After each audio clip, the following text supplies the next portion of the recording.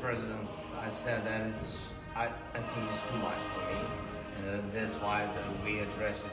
I address, of course, for all our people, for Ukrainians, for our society, and a great honor to be here. And thank you for all your support.